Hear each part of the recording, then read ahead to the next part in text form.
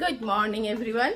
তো চলো আজকে শনিবার সকাল থেকে ব্লগটা স্টার্ট করতে পারিনি, অনেকটা বেলা হয়ে গেছে। এখন থেকে আমি ব্লগটা স্টার্ট করছি। জিম্মা পড়তে চলে গেছে, কারণ সোমবার থেকে জিম্মার পরীক্ষা, সোমবারেই হচ্ছে অঙ্ক পরীক্ষা। তো চলো এখন আজকে সুবীরের ছুটি, তো কাজকর্ম শুরু করেছি। একটু বাজার গেছিলাম অনেকদিন পরে, বেশি কিছু সবজি আনিনি কারণ সবজি অনেকটাই ছিল, আর যেহেতু একটু বেলা হয়ে গেছে না, খুব ভালো মাছ আজকে পাওয়া যায়নি। তবে মাছবেলাটা আমাদের খুব চেনা বলে সে বললো যে বৌদি কালকে রেখে দেবো তোমার জন্য বড় কাতলা। আর যা মাছই আনা হোক, শনি রবিবার একটু কাতলা বেশি করে আনা হয়, কেন বলো তো, সারা সপ্তাহটা যাতে চলে। তো সেটা ব্যবস্থাটা আজকে হলো না। তো সুবীর কালকে সকালবেলা ও বললো আমি ফোন করে দেবো দাদা তোমাকে, আর কালকে সকালে গিয়ে নিয়ে আসবে। আজকে এনেছে চিতল মাছের পেটি আর চিংড়ি মাছ, এই দুটো মাছ ভালো ছিল, ওই জন্য নিয়ে এসে। কাতলাটা না বলছে এখন খুব বিয়ের অনুষ্ঠান তো সব বেরিয়ে যায়। আমি এখানে বারবার দেখছি কি বলতো, এই যে দুধ বসিয়েছি, দুধটা বসিয়েছি, জিম্মা একটু চাউমিন খেয়ে গেল পড়তে। আর এই যে সবজি কিছু এনেছি, বিশেষ করে আমি আরো গেছিলাম কেন বলতো, কুল আনবো বলে। এই কুল এখন তো পাওয়া যাবে, এরপরে আর কুলটা পাওয়া যাবে না, সেই জন্য। ঝুমা কাজ করে চলে গেছে, সবার ব্রেকফাস্ট খাওয়া হয়ে গেছে, শুধু আমার আর সুবীরের বাকি। তা আমি দেখি কিছু দুধ কর্নফ্লেক্স বা কফি কলা এরকম মানে ফ্রুটস আর দুধ খেয়ে নেবো। আর সুবীরের জন্য একটুখানি চিড়ে ভাজা করলাম, ও ভালোবাসে, ওকে একটুখানি ভালো করে মেখে দেবো আর কফি করে দেবো, তাহলেই হয়ে যাবে। আমি না শুধু ভয় পাচ্ছি, দুধ এমন একটা জিনিস না, তুমি তাকিয়ে থাকলে উতলবে না, আর যেই তুমি একটু এদিক ওদিক তাকাবে অমনি উতলে যাবে। ওই জন্য বারবার করে দেখছি। আর ওখানে মাছ রাখা রয়েছে, মাছটা তোমাদের দেখাচ্ছি, দাঁড়াও।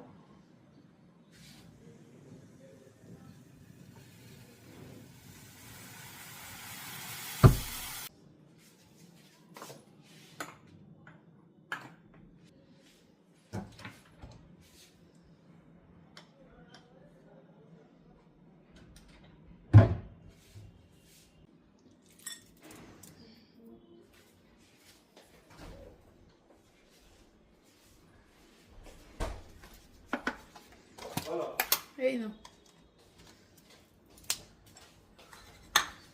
এই যে নিন,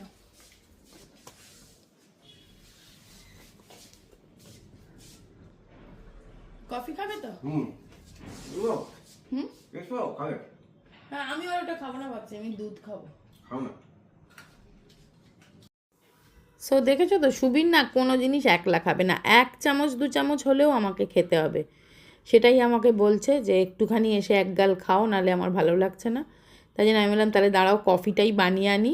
আমার ওই দুধ কর্নফ্লেক্স খাওয়ার প্ল্যানটা তো ভেস্তে গেল, তাই জন্য কফিই বানাচ্ছি। দুজনের জন্য 2 কাপ কফি বানিয়ে নিয়ে এসে ওর থেকে এক গাল ওই চিড়ে মাখা খাবো, চিড়ে ভাজা, আর তারপরে কফি খেয়ে নেবো, তাহলেই হয়ে যাবে। আর আজকে তো শনিবার, যেহেতু ছুটির দিন, রান্নাবান্নারও একটুখানি তো ব্যবস্থা করতে হবে। তা ওই চিতল মাছের পেটি এনেছে যে, সেটাই করব। চিতল মাছের পেটিটা বেশ রসা মতন করব, যেরকম হয় আর কি। আর জিম্মা চিতল মাছের পেটি খাবে না, খায় না, ওর জন্য কয়েকটা চিংড়ি মাছ দিয়ে দেবো। ও চিংড়ি মাছ খেতে না জিম্মা খুব ভালোবাসে। বাচ্চারা দেখবে চিংড়ি, পমফ্রেট এইসব মাছ খেতে বেশি ভালোবাসে, তাই না? পমফ্রেট মাছে যেহেতু একদমই কাঁটা থাকে না। ওই দেখো সুবীর আমাকে ডাকছে, আর মানে গান চালিয়েছে, সেই গানের তালে তালে নাচছে।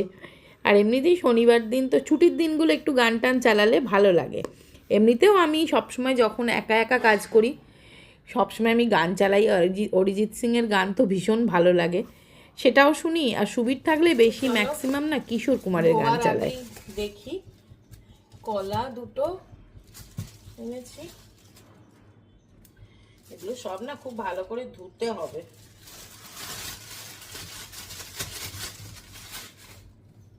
এই ফল আনা হয়েছে,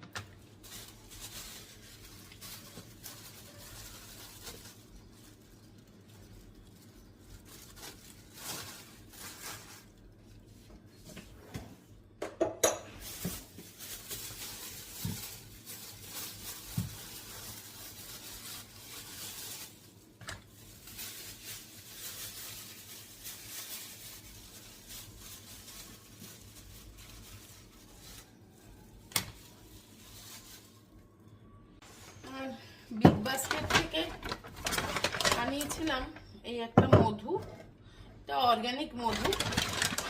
আর খুব ভালো না, মহাবালেশ্বরের স্ট্রবেরি এসছে, ব্লিঙ্কিটেও এসছে, বিগ বাস্কেটেও এসছে। সেই এক প্যাকেট স্ট্রবেরি এনেছিলাম। আমার মানে বাচ্চারা খুব ভালো খায় স্ট্রবেরি, ব্লুবেরি, জিম্মাও খুব ভালোবাসে, ওই জন্য এইটাও আনিয়েছি। এগুলোকেও ভালো করে ধুতে হবে আগে।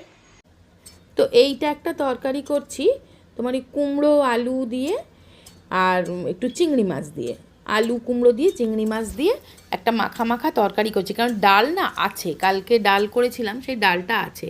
দেখো চিংড়ি মাছগুলো ভেজে রেখেছিলাম, আলু কুমড়োর তরকারি, তার মধ্যে দিয়ে দিলাম চিংড়ি মাছ। খেতে কিন্তু বেশ ভালো লাগে এটা, একটু মিষ্টি দিয়ে, একটু মিষ্টি মিষ্টি। আর এটা যখন আরেকটু গরম পড়ে যাবে না, যখন পটল পাওয়া যাবে এর মধ্যে, পটল, সজনা ডাঁটা এরকম দিলেও না খুব ভালো লাগে খেতে। এই তরকারিটা মানে গরমকালের স্পেশাল তরকারি, তাই না বলো? মানে বাঙালিদের তো এইগুলোই খাবার। তো আজকে এমনি কুমড়ো আলু দিয়ে আর চিংড়ি মাছ দিয়ে একটা তরকারি মতন করছি। আর এটা একটুখানি ভাজা ভাজা মতন করে নিয়ে আর জল ঢেলে দিলাম। খুব একটা কিছু কঠিন ব্যাপার না, এই তরকারিটা ঝটপটই হয়ে গেল। তারপরে চলো তোমাদের মাছগুলো দেখাই। তো চলো, মাছগুলো তো এনে রাখা আছে, এখনও বের করিনি আমি, ধোয়া হয়নি এখনও। তা চলো ধুয়েও ফেলবো, যেগুলো ফ্রিজে তুলে রাখার সেগুলো ফ্রিজে তুলেও রাখবো। আর গুছিয়ে রাখলে তারপরে, আর এই কিছু বললাম তোমাদের যে কাতলা মাছটা পাওয়া যায়নি, কাতলা মাছটা আমাদের লাগেই, মানে সারা সপ্তাহ রুই বা কাতলা না হলে তো চলে না না। আর আজকে তো করব চিতল মাছের পেটি দুটো করব, দুটো না তিনটে নিয়ে এসছে বোধহয়। আর এই চিংড়িগুলো দেখো, আগে যে চিংড়িগুলো দিয়ে কুমড়োটা করলাম না, ওটা আমার আগের ছিল, ওগুলো একটু ছোট সাইজ ছিল চিংড়িগুলো। সেই চিংড়িগুলো আমি ওই কুমড়োর তরকারিতে দিয়ে দিয়েছি। আর এগুলো বেশ বড় বড় সাইজের, দেখো বেশ বড় বড় বাগদা চিংড়ি। তা এইগুলো থেকে দুটো তিনটে জিম্মার জন্য দুটো করব, ওই আমাদের চিতল মাছের যে কারি করব তার মধ্যেই দিয়ে দেবো। আর তার সাথে আমাদের ওর খাওয়া হয়ে যাবে, ও তো চিতল মাছ খাবে না ওই জন্যে। আর মানিও চিতল মাছ খাবে না, মানির জন্যও দুটো চিংড়ি মাছ দিয়ে দেবো। আর যেহেতু সোমবার থেকে পরীক্ষা শুরু, তোমরা আমাকে অনেকেই লিখেছো, সুচেতনা বুঝতে পারছি নিশ্চয়ই জিম্মার পরীক্ষার জন্য খুব ব্যস্ত আছো, ভ্লগ দিতে দেরি হচ্ছে। হ্যাঁ গো, একটুখানি পরীক্ষা, মানে জানোই তো বাচ্চাদের পরীক্ষা থাকলে, আর জিম্মা না খুব ছেলে মানুষ, খুব আদুরি, ওর সামনে বসে থাকতে হবে, ও মাঝে মাঝেই পড়তে পড়তে আমার কাছে চলে আসবে, আদর খাবে, এইরকম করবে। তুমি কাজ করবে না, আমাকে বলবে না তুমি এখন এই কদিন কাজ করবে না, ভিডিও শ্যুট করবে না, ভিডিও করবে না, এরকম করে। তবুও মানে তার মধ্যে মধ্যেও আমি কাজগুলো করি। যাই হোক, সেরকমের জন্যেই একটুখানি আর কি ভিডিও দিতে দিতে লেট হয়ে যাচ্ছে। তবে পরীক্ষাটা হয়ে গেলে আশা করি রেগুলার ভিডিও দিতে পারবো। তো চলো, আজকের ভিডিওটা তো অনেক করে শ্যুট করেছি। এখন এই ভিডিওটা জানো কতদিন, শনিবারের ভিডিও আমি আজকে ভয়েস ওভার করছি। এবারে দেখো এই স্ট্রবেরি, আঙুর যেগুলো এনেছি না, সেগুলো একটু নুন জলে ধুয়ে রাখবো, নুন জলে একটু ভিজিয়ে রাখবো, তারপরে ভালো করে ধুয়ে তুলে রাখবো। আর একটু আমি না সবসময় ফল একটুখানি নয় নুন জল দিয়ে, সব থেকে তো ভালো হয় বেকিং সোডা একটু দিয়ে দিলে, বাট সেটা আর দিচ্ছি না এখন। আমি এখন নুন দিয়ে জল দিয়ে একটু ভিজিয়ে রেখে দেবো এগুলো। তারপরে একটু ভিজে গেলে ভালো করে ধুয়ে আর রেখে দেবো। আমি সবসময় আমি ফ্রিজেই রাখার চেষ্টা করি, বাইরে না প্রথম তো দেখবে সেই ছোটো ছোটো ছোটো ছোটো পোকা হয়, আর দ্বিতীয় কথা একটু শুকিয়ে মতন যায়, নরম মতন হয়ে যায়।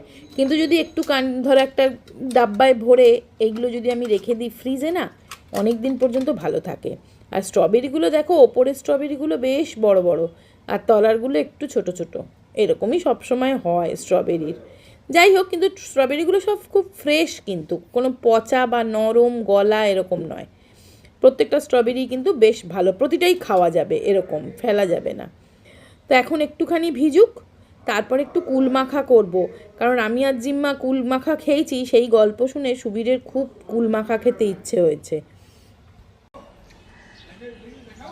আগের দিন আমরা মেখে খেয়েছিলাম, ওকে বলেছিলাম না গো, বললো আমায় দাওনি। এইগুলো আমাকে আমার এই সাবস্ক্রাইবারের মধ্যে একজন বললো এগুলো আপেল কুল, মানে এগুলো তো টোপা কুলও নয়, বোম্বাই কুলও নয়, আপেল কুল।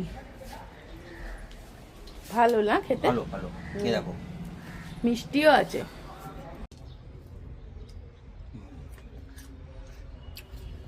ভালো খেতে।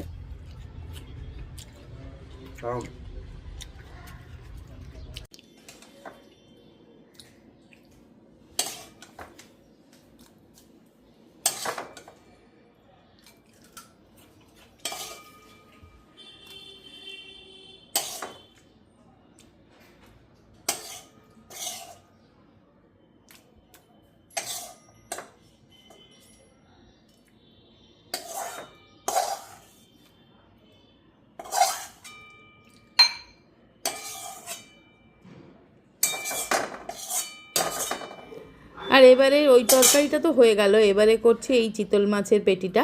এটা দেখো শুধু জাস্ট এমনি টমেটো, কাঁচা লঙ্কা, পেঁয়াজ, আদা, রসুন একসাথে বেটে পেস্ট বানিয়ে নিয়েছি, দিয়ে যেরকম মাছের কারি হয় সেরকম করলাম, আর তার সাথে কয়েকটা চিংড়ি মাছ জিম্মার জন্য দিয়ে দিয়েছি। আর সবথেকে লোভনীয় আজকে হচ্ছে টোপা কুলের চাটনি। এই চাটনিটা এই সময় এত ভালো লাগে খেতে যে কি বলবো। আমি সুবীরকে বলছিলাম যে কুলের একটু আচার করে রাখলে ভালো হয়, কিন্তু সেরমভাবে না এবছর কুলটা দেখতে পাচ্ছি না। একজন মানে বাজারেরই একজন বললেন যে এখন নাকি তাড়াতাড়ি এবারে সরস্বতী পুজো হয়ে গেছে, ওই জন্য কুল বেশি পাওয়া যাচ্ছে না। চলো জিম্মাকে খেতে দিয়ে দিচ্ছি, ও পড়ে এসে গেছে, ওর খিদে পেয়েছে।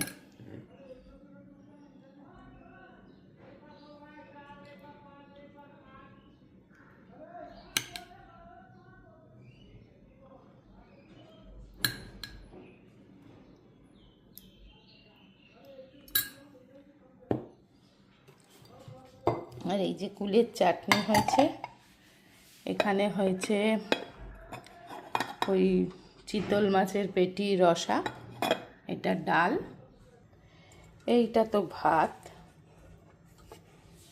আর এটা ওই কুমড়ো আলু চিংড়ি মাছ দিয়ে তরকারি, এটা নিম বেগুন ভাজা। এই হয়েছে আজকের লাঞ্চ মেনু, অনেক কিছু হয়ে গেছে।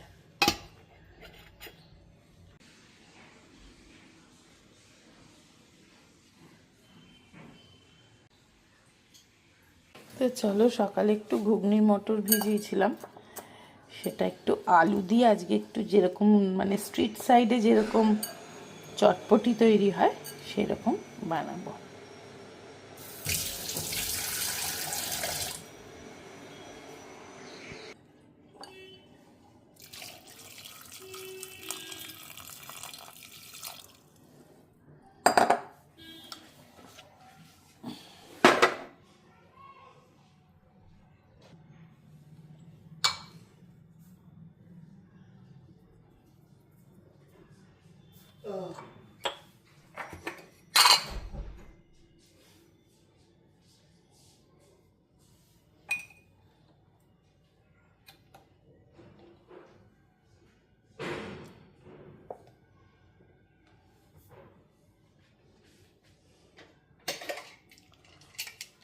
এখনই ঘুগনিটা করে রাখবো, আর তাহলে রাত্রে এটাই খাওয়া হয়ে যাবে, রুটি করে নিলেই হয়ে যাবে। ঘুগনি আর রুটি ভালোই ডিনারটা হয়ে যাবে। তবে জিম্মার এখন একটু খিদে খিদে পাচ্ছে, সেই জন্য একটু ওকে পাস্তা বানিয়ে দিচ্ছি। তো চলো ঝপঝপ করে বানিয়ে দিই, একদম সিম্পল ওয়েতেই বানাবো। আজকে রেড সস পাস্তা বানাবো একটু টমেটো দিয়ে, আর টমেটোটাকে একটুখানি পেস্ট করে নিয়ে তারপরে মানে পিউরিটা বানিয়ে নিয়ে, টমেটো পিউরি বানিয়ে নিয়ে সেটা দিয়ে একটু রেড সস পাস্তা মতন ওকে বানিয়ে দিই। কারণ এখন পরীক্ষা, সোমবার থেকে জিম্মার পরীক্ষা শুরু হচ্ছে। প্রথম দিনেই হচ্ছে অঙ্ক পরীক্ষা, বুঝেছো, 9 তারিখ থেকে শুরু হচ্ছে পরীক্ষা। আমার একটু ওই জন্য ভিডিওগুলো পোস্ট করতে একটু লেট হয়ে যাচ্ছে। যেমন আজকে যখন আমি ভয়েস ওভার দিচ্ছি তখন কিন্তু ওর পরীক্ষাটা হয়ে গেছে, কিন্তু এটা শনিবারের ব্লগ, তাই জন্য একটু লেট হয়ে যাচ্ছে। তো জানি তোমরা অ্যাডজাস্ট করে নেবে। আর এটা হচ্ছে দিসানোর হোল হুইট পাস্তা, এটা ডুরুম হুইট থেকে তৈরি, সেই জন্য কোনো রকম কালার প্রিজারভেটিভ থাকে না। আর এটা আটার তৈরি পাস্তা যেহেতু, সেই জন্য কিন্তু টেস্টির সাথে সাথে খুব হেলদিও। তো চলো দেখে আসি জিম্মা কী করছে। ওর খাবারটা যে রেডি হয়ে গেছে সেটা ওকে বলেও আসি, ও পড়ছে। আর তাহলে খেতে উঠে আসবে, দেখো না খুব আনন্দ হয়েছে খাবারটা রেডি হয়ে গেছে শুনে, এত খিদে পেয়ে গেছিলো। চলো ওকে আগে দিয়ে দিই, তারপরে আবার কথা বলছি। দেখেছো, পড়তে পড়তে মাঝে মাঝে চলে আসবে আমার কাছে, এসে আদর খাবে। এই হচ্ছে ছোটোবেলা বল, ছোটবেলাটা চলে গেলে আর এইগুলো হবে না। এখন যেমন দাদা আর দেখতে পায় না আমাকে।